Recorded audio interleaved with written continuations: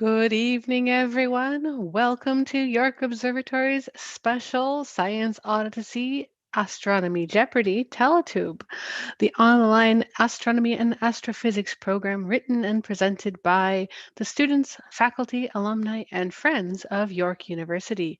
We are broadcasting live from the Alan I. Carswell Observatory located at York University in Toronto, Ontario, Canada. TeleTube broadcasts every Wednesday night at 7:30 p.m. local Toronto time. For any questions or comments you have about our past shows, or if you have suggestions for future topics, please send us an email at observed@yorku.ca. You can also connect with us on Twitter or Instagram with the handle at York Observatory and Facebook at Alan I. Carswell OBS. Now, of course, for this event in particular, we invite everyone to join in live on YouTube chat if you're here. And indeed, we are live tonight. This is live from York University's Alan I. Carswell Observatory in Toronto, Ontario, Canada. Welcome to Astronomy Jeopardy! I am Dr. Elena Hyde, back again after a bit of a pause, and I'm here today with all kinds of fabulous hosts from the Alan I. Carswell Observatory. We have with us tonight Laur, Kat, Noah, Sergiy, Maheen, and Obada. And tonight we have a very special Science Odyssey Astronomy Jeopardy planned for you all with, of course, three wonderful guests who will be competing, shall we say, for points, Astronomy Jeopardy points, no less. And before we get started introducing them all, we're actually going to go ahead and say, we're going on a bit of a crazy adventure here, crazy Astronomy Jeopardy adventure. So don't get motion sickness. Okay, let's go ahead and get started with our fabulous guests tonight. We're going to go ahead and start off with a few of our wonderful players. And in no particular order, I'm going to go ahead and zoom in here a little bit. Our first player tonight will go ahead and be Jesse Rogerson. So Professor Rogerson from York University is actually used to be a volunteer member of the observatory, currently an assistant professor in the Division of Natural Sciences at York University. His research focuses on quasars. He's also an active science communicator interested in education and public outreach. Jesse teaches history of astronomy, exploration of the solar system, and other astronomy-related courses. And of course, what used to be part of, or maybe still is a little bit part of, the Canada Aviation and Space Museum associated with. So Jesse, please go ahead and say hi. Hi, everybody. It's good to be here. It's going to be a lot of fun. Thank you very much. And now we're just going to zoom in on our next host again in no particular order. Let's see here. All right. So we're going to go ahead and go to Dr. Olathe Mcintyre. So Olathe was among actually final astronaut candidates from Canada, the Canadian Space Agency, in 2017. She has done a lot of work in all kinds of wonderful things in marine biology and space science. She participated in a microgravity flight in France and 2 analog Mars missions at the Mars Desert Research Station in Utah. She is been all over, it sounds like, and her actually lots of Mars things. So I look forward to getting you some possible Mars trivia questions here. She is currently a staff scientist with Canada's second largest science center, Science North, where she helps inspire the next generation of scientists. So Olathe, will you please go ahead and say hi? Thanks, Selena. Hi, everyone. I'm really glad you could be here, and I'm glad you're going to play along and keep score along with us. Wonderful. And we're going along, certainly last, but certainly not least, and again in no particular order, we have Julie Tome back again. It's been a little while, Julie, and Julie is no stranger to York Universe, no stranger to TeleTube, and no stranger to the observatory. But if you haven't met her before, you should know that for over 20 years, Julie has inspired wonder and curiosity about the night sky, through her work at various observatories, science centers, and museums, as well as numerous outreach activities. And as alluded to before, she is a regular on the York Universe radio program, which runs every Monday night and actually co-broadcasts on this same channel. As a museum educator, Julie shares her passion for all things science and history with folks of all ages.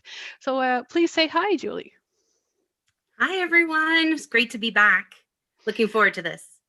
All right, indeed, and we are looking forward to it. So I hope if you are in YouTube chat right now, you will give our players a stellar round of applause. Now, before we start the game, we are going to go ahead and ask an unofficial question. And this is for anyone in chat, plus anyone who thinks they would like to answer. But well, to start off, this is a good time to be found for an astronomy evening. Anyone want to go ahead and answer that one? May I? Kat, yes, one of our hosts. Go Lovely. ahead. Okay. So what is right now? That is a wonderful answer. Thank you. I would also accept what is Alan Icarswell Astronomy Jeopardy. So to get the mode started here a little bit, we'll go ahead and, I thought we'd start off with an unofficial question.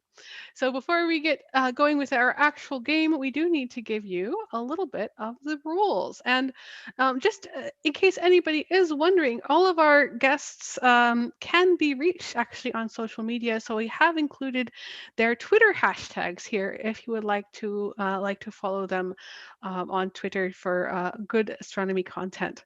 All right, so how are we going to play Astronomy Jeopardy on YouTube? This is the question. Well, we do have some rules. We have 4 categories with multiple choice questions. Our contestants are going to choose a question, and if they answer correctly, they're going to get the number of points indicated on the question. If you're playing along over on YouTube chat, if you get the question right, make sure to get the points. And if you get more points than our guests, well, you get glory, I suppose. Glory and bragging rights, substantial bragging rights, actually. And if our guests get the question correct, they then get to pick the next category. If it's incorrect, the last winner picks the next category. There will be a scoreboard, so everyone live in chat is welcome to play along and keep score. Our guests are going to buzz in by raising their hand. This is actually being run through Zoom. So they'll buzz in by raising their hand over in Zoom chat, and we will go back and forth with various different spotlights and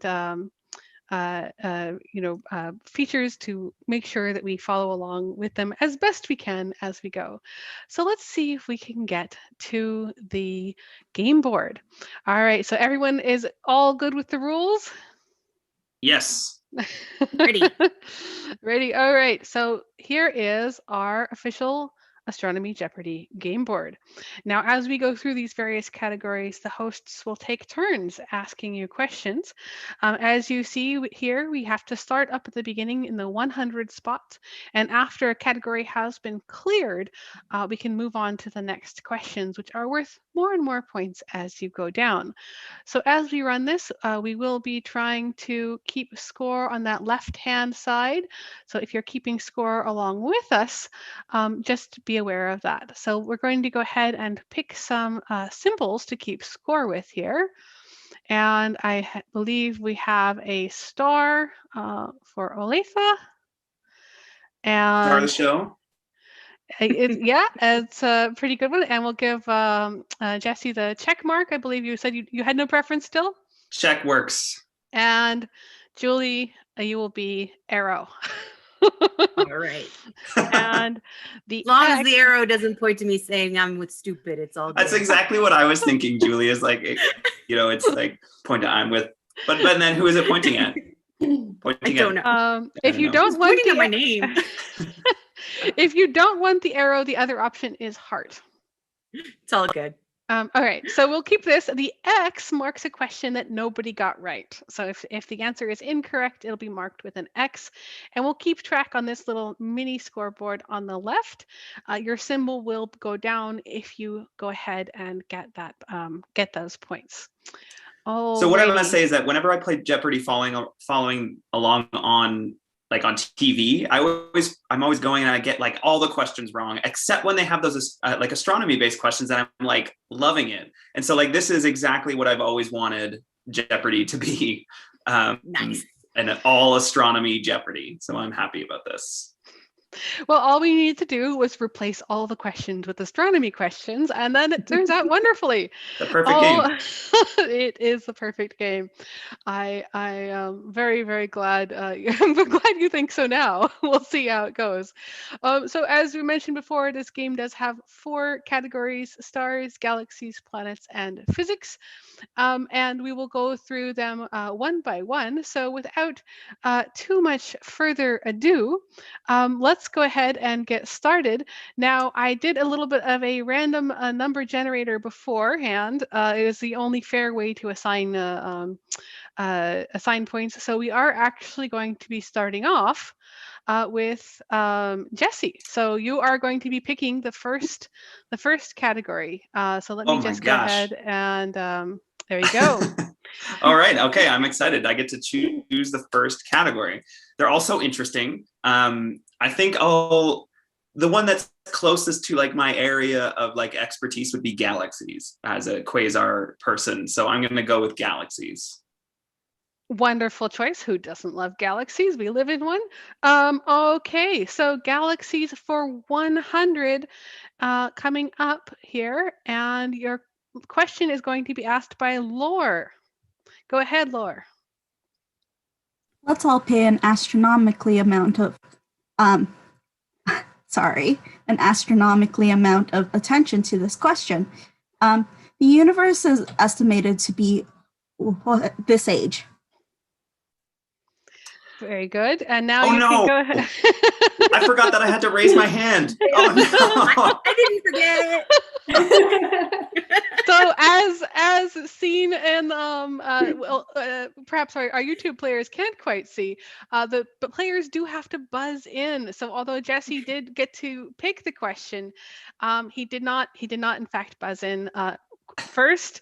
So we will be going over to Julie, who has let me just move this over so we can see you as well. Julie, you got the buzzer. So do you know the answer to this question? And do you want to add anything before you just have to make sure to get the right order of magnitude. When in doubt, one goes with C. What is 14 billion years old? What is 14 billion years old? That's a long, long time. So do you want to tell us why you picked it's your lucky number? Why I chose 14 billion? Well, I know that the Earth is 4.5 billion. Mm-hmm. So that takes out A and B, and a trillion is too long. 14 billion. That is a good. Let's see. So the question is, what is 14 billion years old? And you did put it in the form of a question, so we'll go with C. And that is correct. So that is correct. So this is our first stamp going down for Julie, who I may or may not refer to as Arrow. So this is our galaxies for 100 points. So that is 100 points for Julie. If you got this right in chat, make sure to give yourself 100 points. Alrighty. The doctor in the YouTube got it right. Yeah. Wonderful. The doctor, hey? The doctor. Very nice, the doctor. Mm-hmm. Good name, good name. I can't help but ask Doctor Who. Exactly. That was an ultra deep question. I know. From the previous slide, you remember the image that was up? Yes. Mm-hmm. This is why we love puns in astronomy, is they just work so well. All right, so now we get to go back to our game board, if it will load, which might take Okay, I just need a my second. hand on the trigger here. You do, but Julie got the question right. So Yes. she gets to pick the next category. And as a All right. reminder, you want to raise your hand or buzz in if you are a contestant, if you think you can answer this. But Julie, you do get to pick the next category. All right. I do not have a speciality. So let's go with planets for 100. Planets for 100. All right, we are coming along to planets for 100. Let's see what happens here. And this question is going to be asked by Kat. Your question is, this is the only planet in the solar system not visible to the naked eye. So let's now Neptune into what the contestants have to say. Very nice. Very Impressive. nice. Very, very good. And I saw some fast hands on the hand raise buzzer here. Jesse, you got it. So this is, let me go ahead and put this up here. Jesse has won the buzzer contest. So you can now go ahead and maybe tell us about your answer here. Okay, so here's I don't know if I cheated because I read the question and then buzzed in before the question was actually read to me, which I'm not sure if that's how Jeopardy is supposed to work, but I'm going to go and say I did it okay, and I'll let other people decide that later. Anyway, okay, so this is a really awesome question. I love talking about the planets in my class because the planets are they're like the easiest way to get into astronomy, because there's things that you can sort of reach out and touch. There are things we can sort of visualize and understand. Stars and galaxies are so much further away and a lot much more abstract. Whereas you go throughout all of human history, and planets played such a prominent role in our understanding of the solar system and our understanding of the universe, because we can watch them move through the sky. And so you go all the way back and you can see, for thousands of years into human history, and you can see in the record books and all of the notes and all of the awesome things they did, references to planets like Jupiter and Saturn. So A and C there, we can already say for sure they're visible to the naked eye because ancient people were able to see them. They tracked them for thousands of years. So that leaves for the next two ones there, B and D. So this one is based purely on my time as a volunteer at the Alan I. Carswell Observatory. I remember getting in there back when it was a 40 centimeter, and when I was just getting started, one of the other observatory volunteers was pointing out some of the farther planets, Uranus and Neptune. And we got into this discussion and they said, but did you know, I thought that this wasn't possible, but did you know that one of them is actually visible to the naked eye?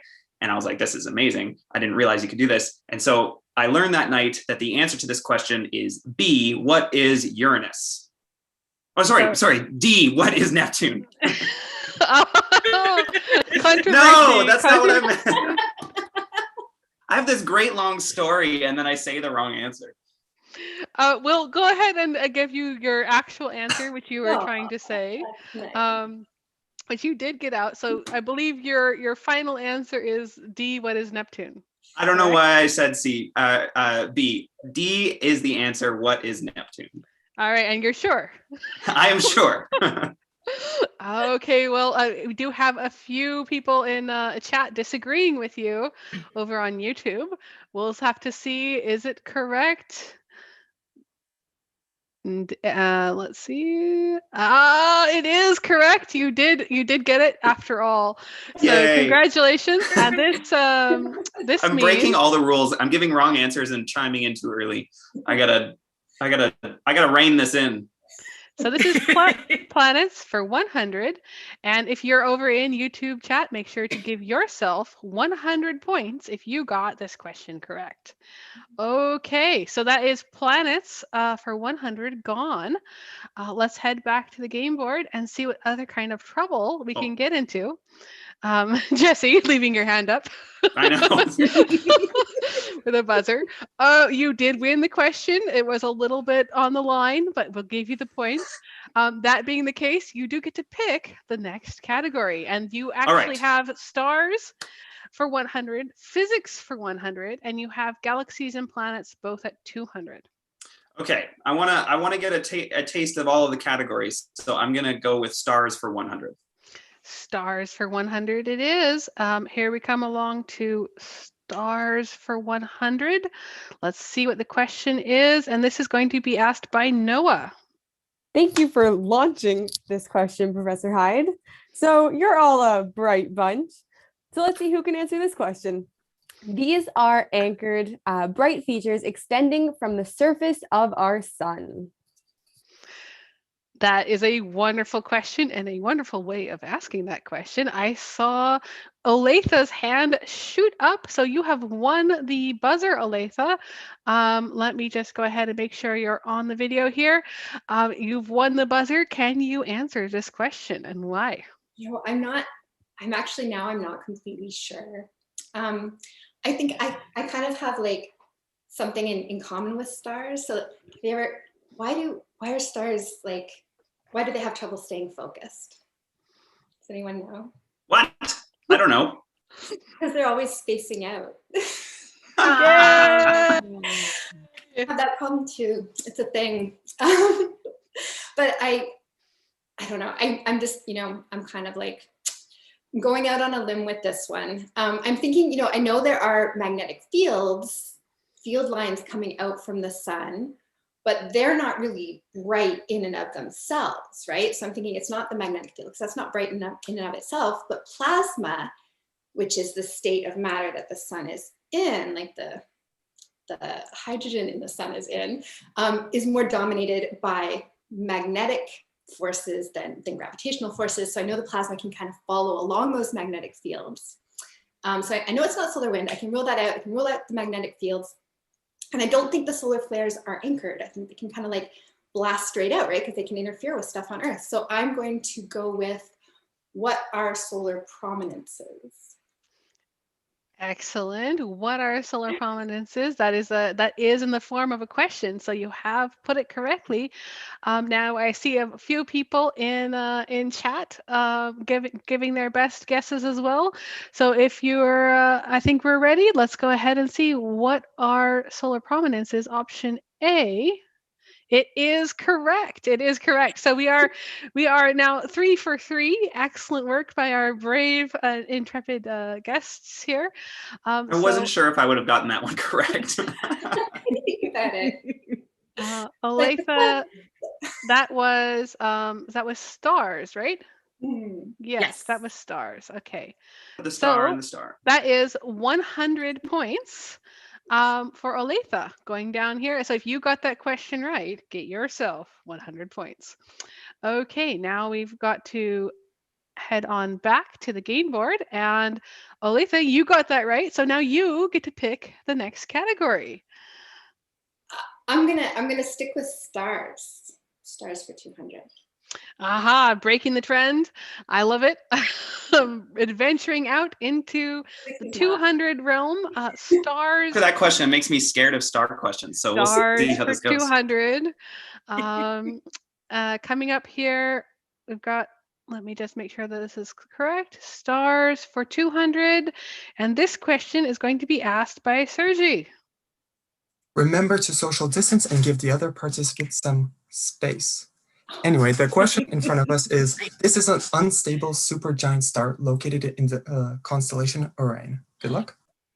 All right. Oh, so lots of buzzers flashing right away. And Julie was the fastest on the buzzers. So dang it, Julie. Very good job. Olathe has set it up, but Julie has buzzed in with lightning speed here. So you were so fast with that buzzer, I almost missed it. But do you know the answer to this question? Was I faster than the speed of light?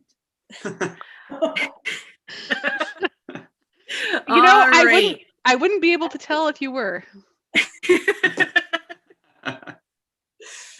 Okay, so Alpha Centauri B, the name of the constellation is right there in the name of the star. Centauri, not the one. Arcturus, for those of us who like star hopping, you make an arc to Arcturus, and that's in the constellation Boötes. So that's not the one.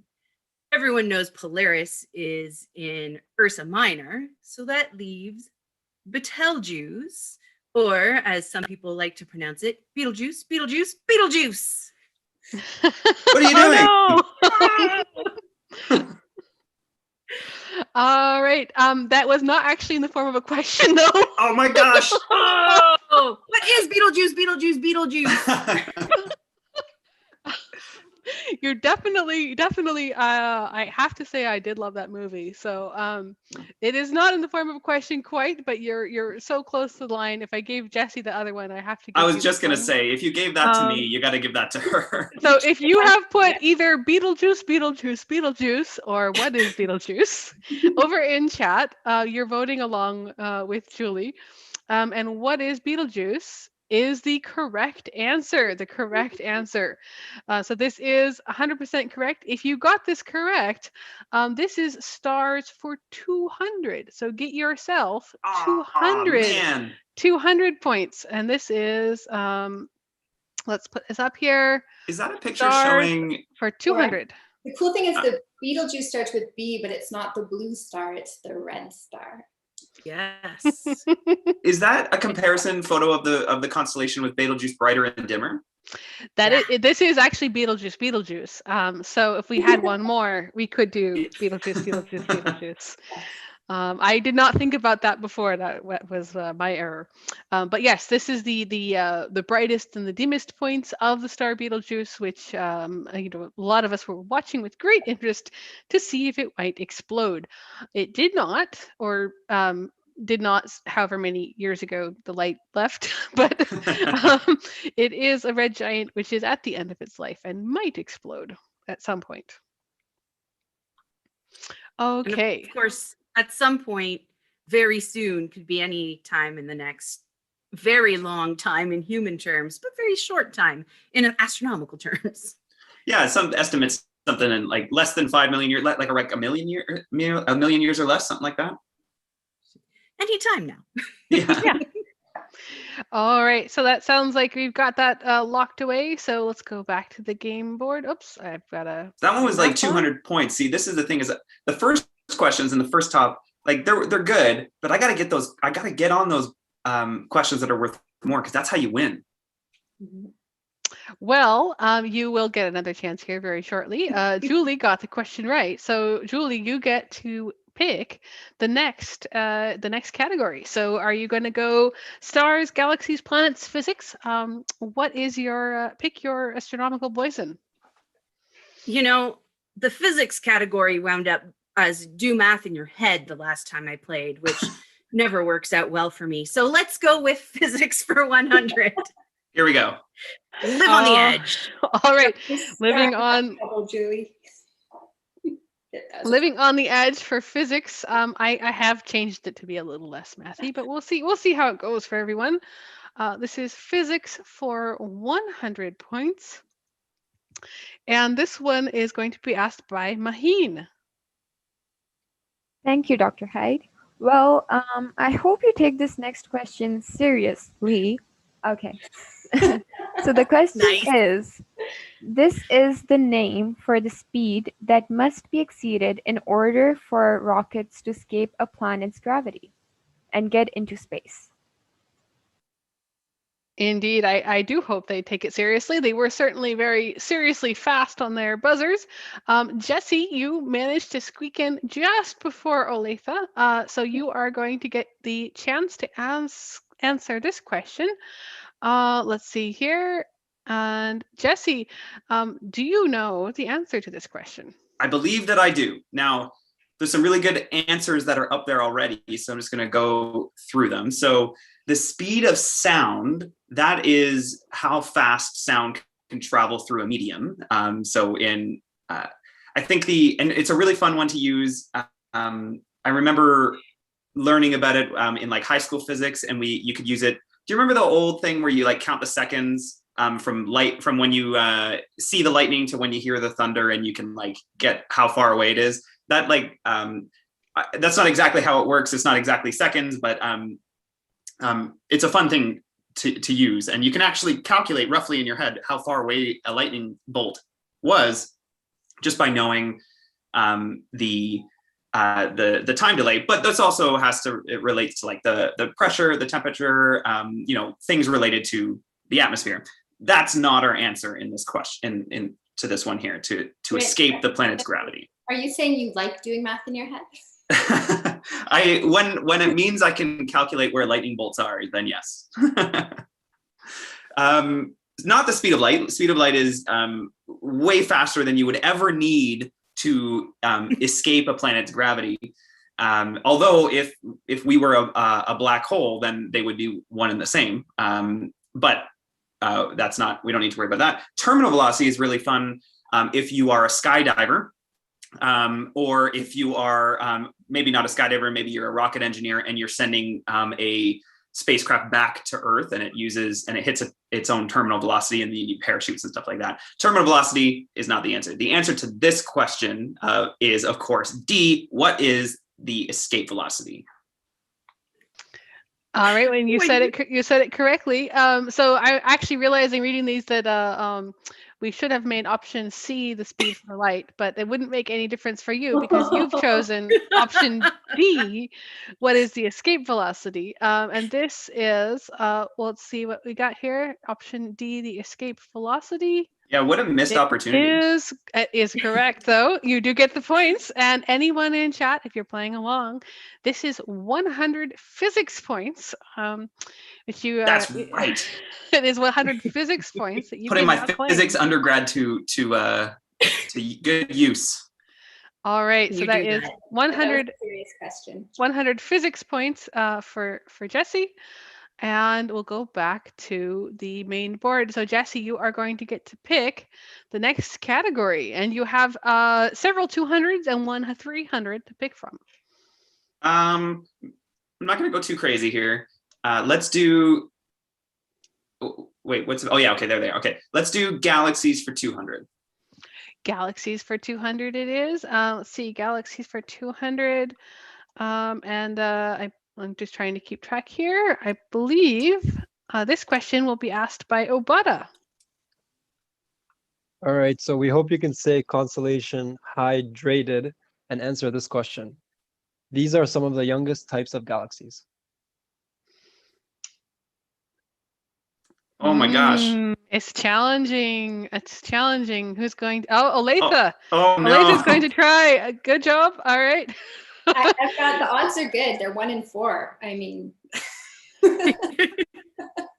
Olathe has. Okay, so I'm going to try to think this through. What would make a galaxy of a particular shape young? So what galaxies would have formed later in the evolution of the universe? We know that the first stars that formed were really, really big. Is that the same for galaxies or not? It would be smaller galaxies because they formed later. While we're doing this, I'm wondering, do you know why the dog star didn't laugh at the joke? I do know, but somebody else can try it. I don't. Go ahead, Elena. You know. It was too serious. That's not a problem I have. Okay, I'm just going for it. What are dwarf galaxies? Oh, brave choice. All right, so this is some of the youngest types of galaxies. We do have a guess of what are dwarf galaxies, so we're going to try it and see what happens. Oh, it was not. It was not. We're in a spiral galaxy. Oh. We're in the youngest types. I should have known that. I was thinking, yeah, I don't know. It was hard for me to figure this one out too. I don't know. I feel like I should have known the answer to this question, but that's your area of specialty. I know, right? Well, I would have guessed dwarf as well. Okay, thanks. Well, dwarfs are those ones, like when you go back to galactic evolution, dwarfs are the ones that are supposed to be the building blocks of the bigger ones, right? Oh, see, I didn't know that. Yeah. So it makes sense that they would be old. ellipticals are sometimes known as the old red and dead galaxies. So you have the ellipticals that are old. Lenticulars and spirals were the ones that I was flip-flopping on, and I don't know where the lenticulars fit in the evolutionary game. So, well, the reason the answer was spirals is actually because of their tendency towards blue colors. Blue, of course, being more of the youngest stars that are out there. Gotcha. So we might actually be getting into trouble if there's some galaxy experts out there that want to debate with us. But for now, we will have to mark this question unsolved.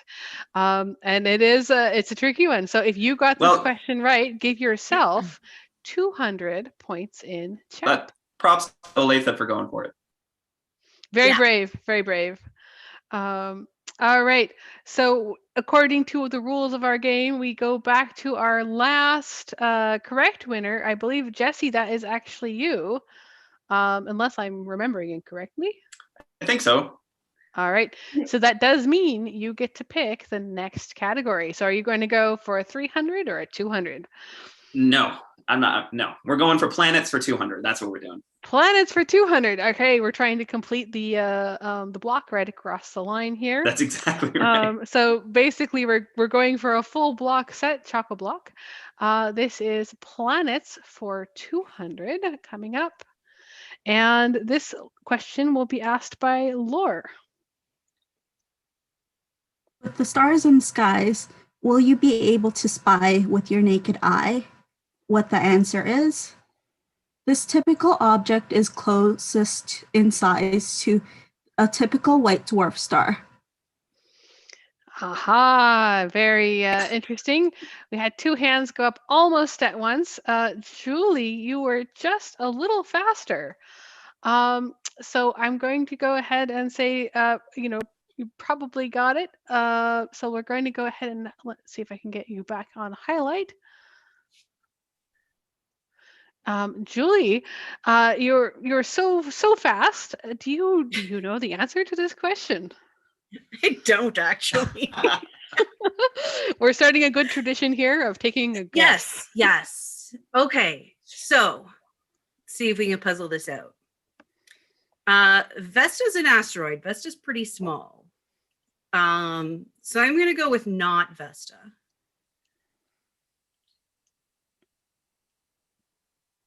I'm going to go with the sun is too big because it'll end up as a white dwarf. So not the sun. So now I just have to decide between Venus and Jupiter. Now, I'm leaning towards Jupiter. Because of the whole, Jupiter's just a little bit too small to be a brown dwarf. And that's kind of similar to white dwarf in that it has dwarf in its name. So I'm going to go with what is Jupiter. All right, which is closest in size to a typical white dwarf star, and you have what is Jupiter as your answer. So we're going to go ahead and give folks in chat just a second to play along. What is closest in size to a typical white dwarf? I'll just admit right now, I would have also gone for Jupiter. So, is the sun going to become a white dwarf or a brown dwarf? I thought I heard brown dwarf. the sun should be a white dwarf. It will become a white dwarf? Yeah. Oh, It will become a white dwarf. Yeah, I would have gone with Venus. Unfortunately, the answer is what is Venus. This is actually one of the funny things about white dwarfs. Of course, they do compress quite a bit down to the Chandrasekhar limit, and then they collapse into neutron stars. Can be a whole solar's mass squished down into Earth, as you know, is very tiny compared to the What do you sun. have there, Olathe? this is like the size of our star would be about this size compared to Venus. Woo! That means our star one day is going to collapse from this to this. I just put the spotlight on you, so just show that one more time, Olathe. That's pretty good. To scale, if this was the size of our sun, this is about the size of Venus. And what we just learned was that one day our sun is going to collapse from this size to this size, scale-wise. But That keep in is- mind, it will shed some of the one solar mass. To like not all of it, like, but it will it'll collapse down to that tiny little thing, but it won't be all of the one solar mass that will collapse down. I don't know. Actually, that's what a good question would be: is how much of the sun will end up as a white dwarf? I don't know. And don't forget, it's going to become a red giant first and expand out past the orbit of Mars and disintegrate. Scary stuff. Yeah. So the The rest of it chances of will us seeing Pretty that, nebula. yeah. And so the chances of us seeing that particular white dwarf are very small. And So actually- there's an interesting question: is when it does expand out, red dwarfs are very billowy. What happens to planets engulfed by a red dwarf? At the edge of a red dwarf, it's very tenuous. It's not a compact star. if it's enough to create drag, they can get actually pulled in. Yeah, they'll curl down. Yeah. Oh, so rather than disintegrate, I've been misleading. Oh, you could have them disintegrate as well, but they could actually survive for a little while orbiting in the very low density outer part and then slowly get sort of pulled in, which is quite fun. Anyways, we should do a couple more questions because we are going to have to move on here. Unfortunately, there's no more points to be assigned here for our players, but if you got this question right in chat, make sure to give yourself 200 points.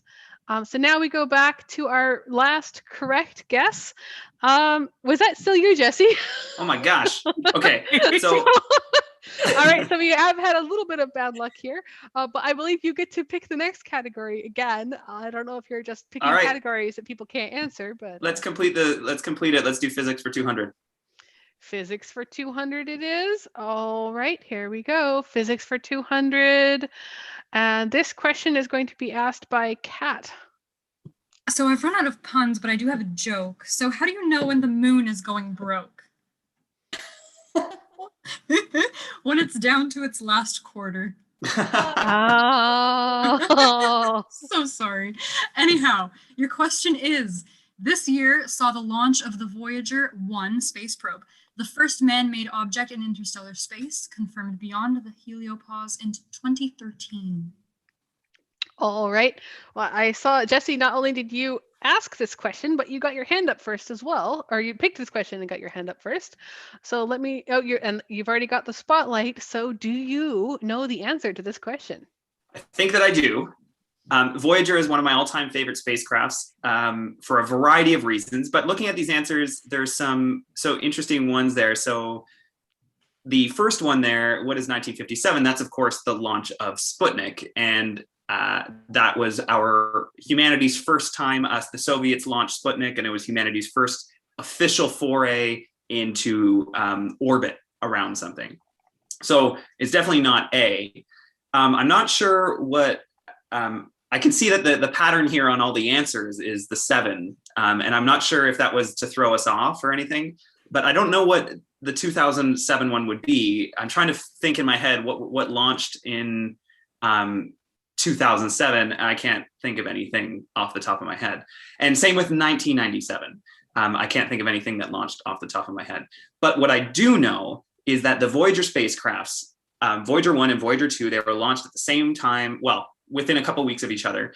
And they are on one of the most incredible missions that humanity has ever done. They flew out to their goal was the outer solar system and beyond. And Voyager 1 made it to Jupiter and Saturn, and then started heading, took a gravity assist and started heading out.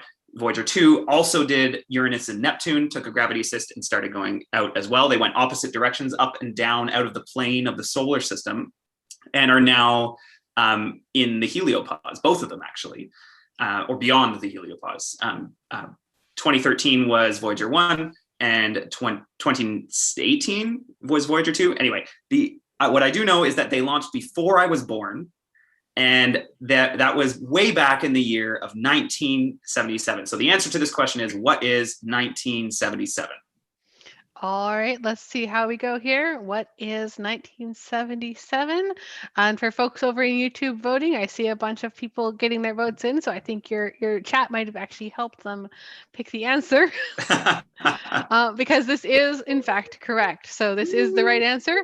And we'll go ahead and put this on. So if you've got this correct, this is worth 200 points. So this is 200 points, add 200 points to your score if you got this one right. So this puts Jesse into the lead a little bit. We have a few crew members keeping score here, but I believe this is a little bit of a lead of about 100. So we'll go ahead and go back. Let's see here. This is in fact correct, and this is some Voyager pictures in the background. How great is the Voyager spacecraft? Still going, both of them. It's nuts. I know, it's pretty great. All right, so we'll go ahead and get back to the game board.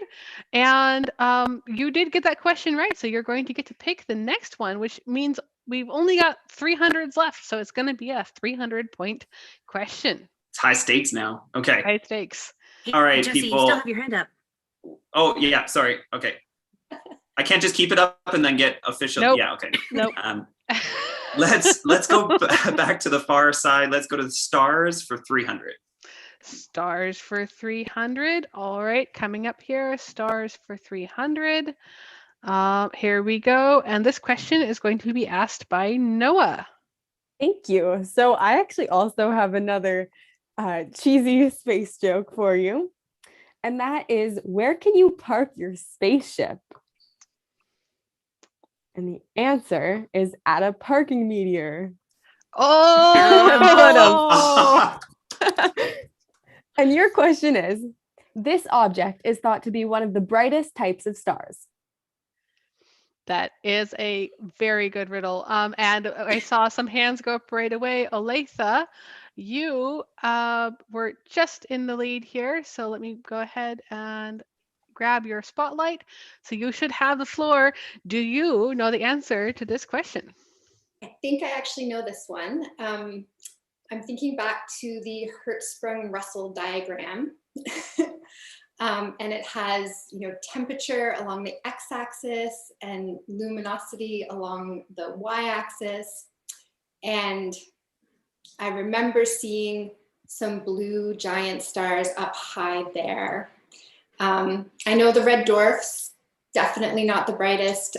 So unlike, we think of like cool blue and red hot, but with stars, it's the opposite, okay? So when something is first starting to get hot enough to glow, it glows red. So we think of coals or like a hot poker glowing red. But as it gets hotter, it actually glows yellow, and then it's glowing white, and then it gets blue hot. So like the hottest part of the flame is blue. So I'm gonna go with, what is a blue giant?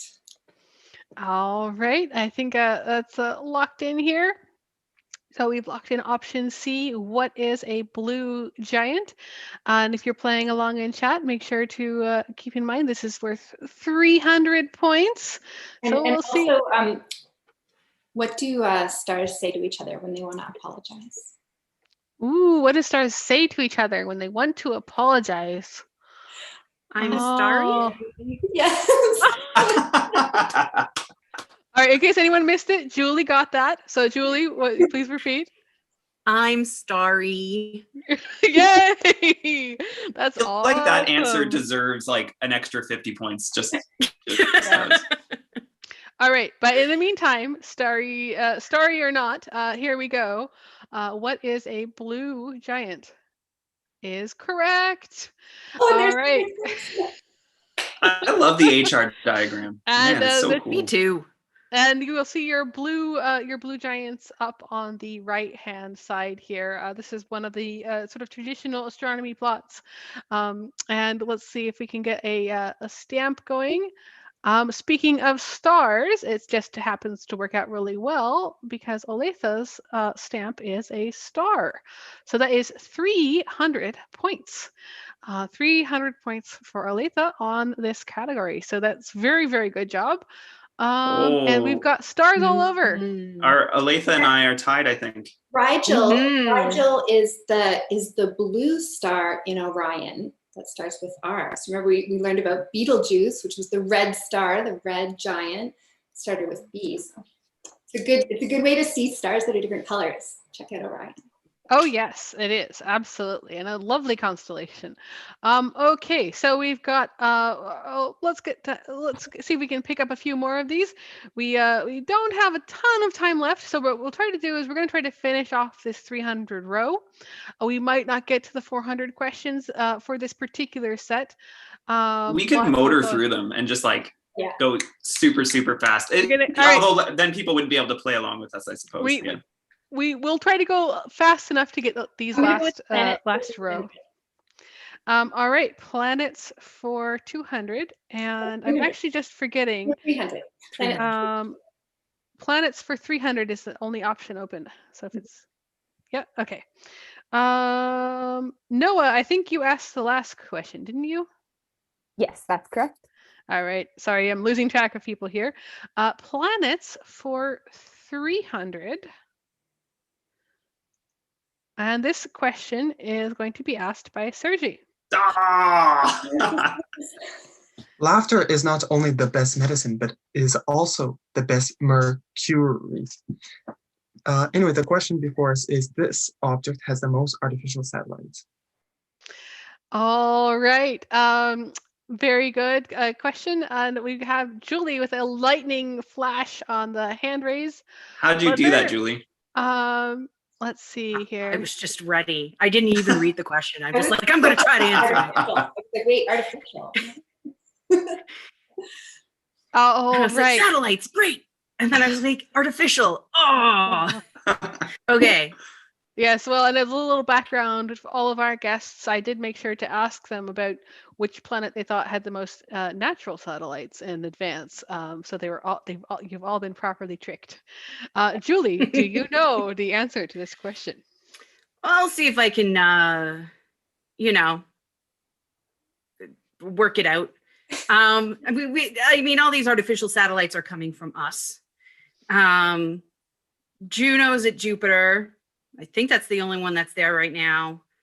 Cassini crashed and burned on Saturn. So it's either Mars or Venus. And I'm going to go with B. What is Mars?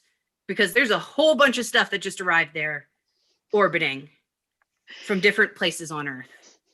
Indeed, I believe three different countries had missions arrive this last year, and we had, of course, the closest approach to Mars. We had the Perseverance lander and Ingenuity helicopter, and there are some. I think it's fair to say there are some Mars fans in this particular group.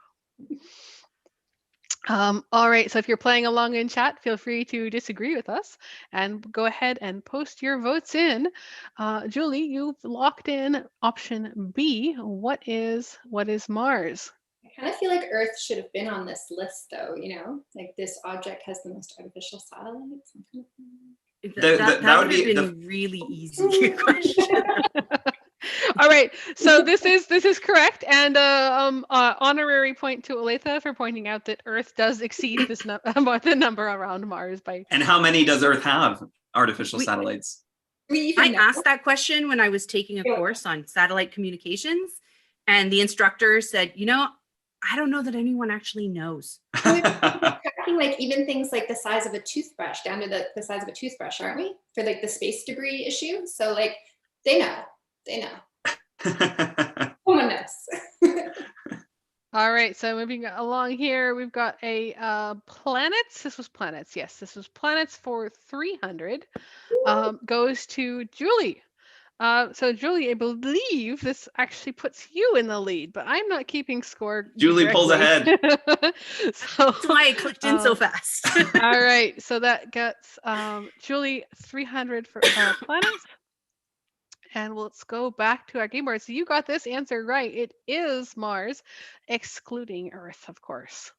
If I'd really wanted to make it difficult, I could have put Earth's moon on there as well. That would have been tough. Ooh, that would have been tough. Okay, Julie, you won the right to pick the next one. So we're trying to clear Okay. off this category. So if you could pick either galaxies or physics for 300. Oh, that's a tough one. I'm going to continue to live dangerously. Let's go for 300 on physics. Physics on. for 300 it is. And we'll go ahead and see what we can get here. Physics for 300 goes to Maheen. This is a question for you to ask. Well, I'm hoping this next question doesn't drive you astro nuts. Well, okay. So your question is, a black hole is a region of space that is so dense it creates a gravitational field from which nothing can escape. It is thought to be infinitely small, but this is the radius of the event horizon for a 10 solar mass black hole. All right, I saw a very, very, very fast hand raise from Jesse, so we're going to go ahead and see what's what here. So I totally okay. just threw my hand up and I was like, I can do it, but I don't know the answer to this question. Well, do you know how big a Toronto Raptors basketball is? Yes. Then you're off Is to a it- good start. Is it different than any other basketball? Wait, it wasn't there. Okay. So, okay, we got some equations down there at the bottom. I got the mass of the sun. So if we make that 10 times bigger, we got, so, okay, 10, I'm trying to do math in my head here. Well, it's 10 mass. I think we're going to have to put a timer on this one because we are in a hurry. All right, okay. So, I'm just going to, I don't really know the answer to this question. I'm going to go for just a random guess based on what I don't. What about the size of all of Toronto? 10 solar. Okay, I think it's too big. I think I'm going to go with. I think the basketball is too small.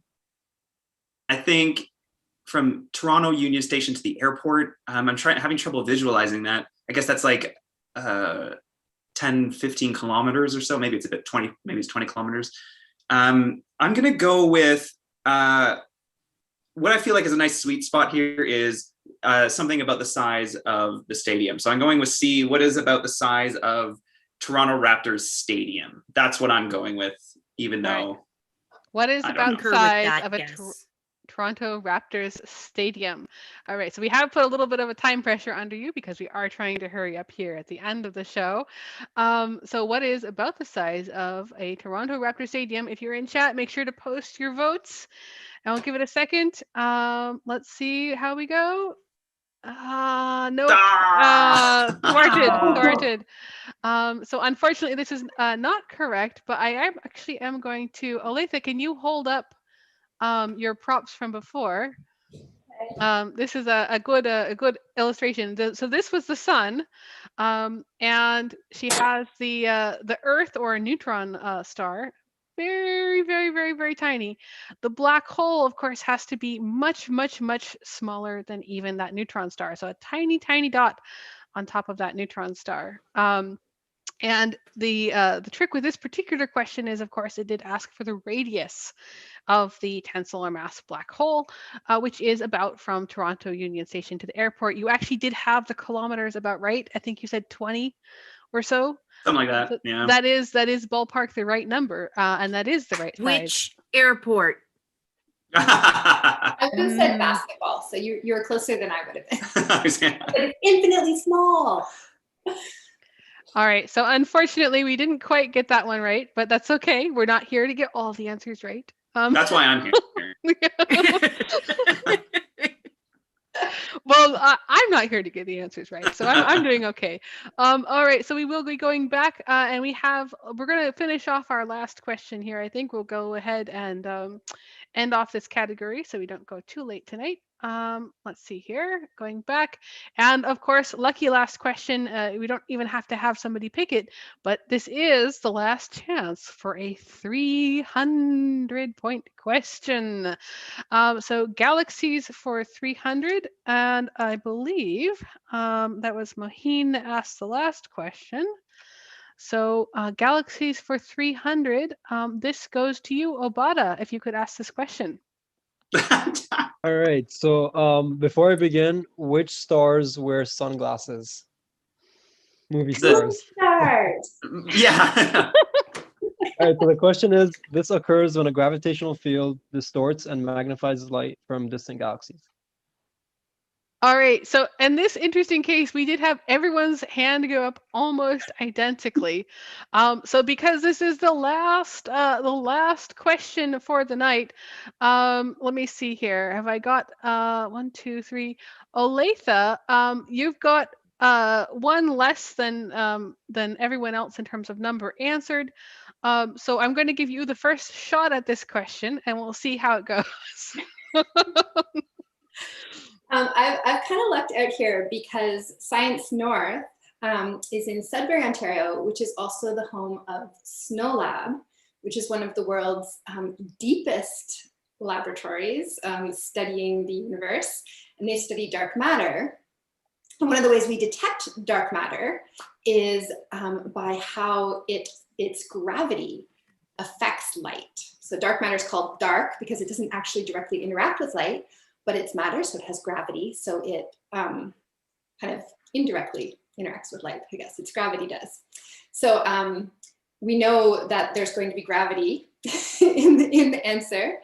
A gravitational cluster, that's not really, distorting and magnifying light cluster, doesn't really go together. A gravitational telescope, pretty sure it doesn't exist. Gravitational waves definitely exist, and they're awesome. But I'm going to go with, what is a gravitational lens? All right, that is a good answer here. So we'll go ahead and wrap this show up. We are going along with our final question here. So just as a reminder to folks playing along, this is the 300 points.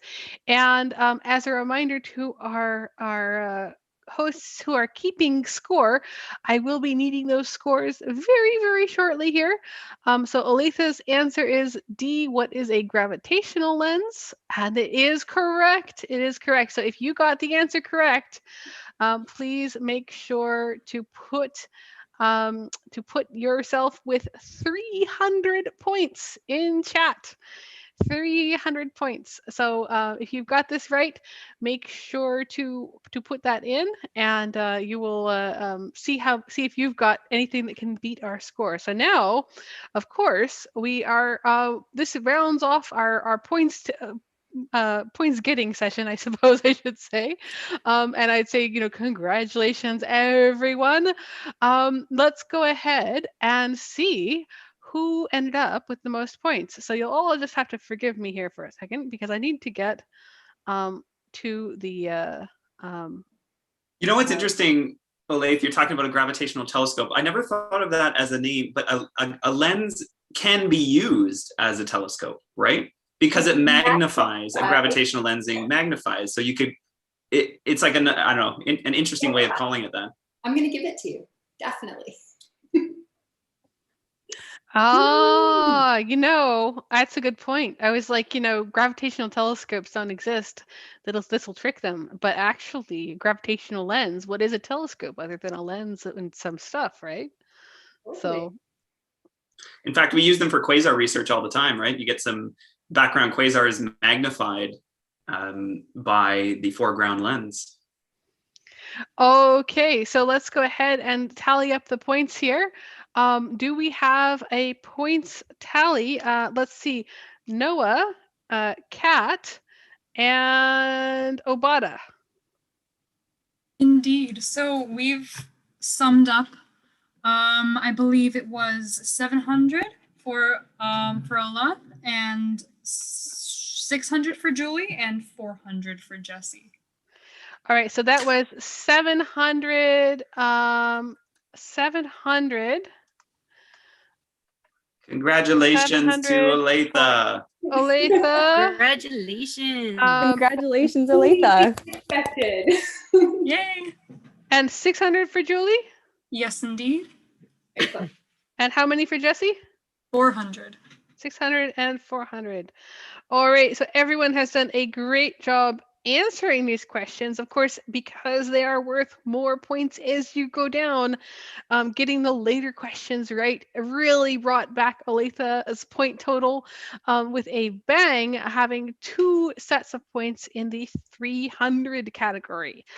So this has, of course, caused a last-minute zish to the front. So we'll say, congratulations, everyone. You've made it to the end of Astronomy Jeopardy. We have, huge congratulations to all of our contestants, both on YouTube here inside the event. Elena, do we have time for one more joke? I think we absolutely do. Where do stars go to get their milk? Oh, The Milky Grocery store? Way. Julie got it. What was it? The Milky Way. Well, I think Grocery Star deserves honorable mention. Ooh, Grocery Star. That's a good one too. Star, I like that. Yes. All right, so we'll go ahead and thanks everyone again for playing along with us and for getting, as many points as you could get. If you were able to beat Olathe, make sure to say so in social media and any results you like. You get massive bragging rights. If you were not able to beat the points of our winner, turn that frown upside down and don't worry, this episode is recorded, so you can always try again. We hope all of you watching at home had a great time following along. This endeavor was a blast. And we hope to see you all back for our regular shows every Wednesday. But it is now time to exit the Astronomy Jeopardy hatch and say goodnight. So I'll just give a final little shout out for all of our wonderful guests for joining us. Olathe, would you like to say goodnight? As our winner, you can say goodnight first. Thanks so much for tuning in. All right. And Julie? Good night, everyone. Thanks for tuning in. And thanks to my 2 wonderful contestants. It was a lot of fun. And Jesse. Yeah, that was so much fun. Thanks for having me. And it was fun playing against the 2 of you. Really, really great fun. Everybody have a good night. All right. Good night, everyone. And we'll have all of our guests turn their cameras off, and we'll go ahead and say thanks again, everybody, for coming along. And thanks so much for playing along. If you were playing along over in chat, you have been listening to the Alan I. Carswell Observatory's weekly TeleTube broadcast, the special Science Odyssey Astronomy Jeopardy event. We have had several hosts this evening: Laur, Kat, Noah, Sergiy, Maheen, and Obada, and our wonderful players have been Julie Tome, Olathe Mcintyre, and Jesse Rogerson. Make sure to leave any comments or questions in the comment section of the video. And just as a note, all of our programs at the Alan I. Carswell Observatory are free, but if you would like to make a donation or buy one of our observatory calendars, please see our website at observatory.info.yorku.ca. You can always connect with us on Twitter with the handle @YorkObservatory, and check out our website for show notes, content updates, and contact info. Thanks for tuning in, clear skies, and have a good night.